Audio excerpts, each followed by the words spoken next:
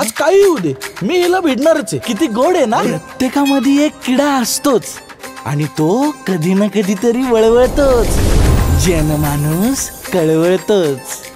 लावली अध्यात्माची गोडी म्हणल्यावर आता काय वरुण, गोडी गोडी म्हणायचं होतं मला. गोडी.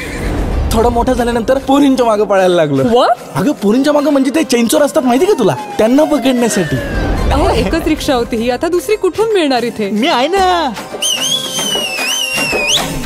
बाय द वे, तुला लग्नासाठी कशी मुलगी हवी आहे? अशी छान आवडून कॉलेजला येणारी असावी.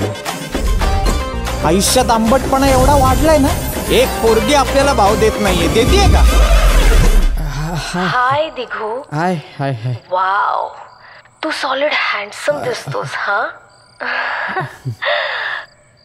मला बघायचंय.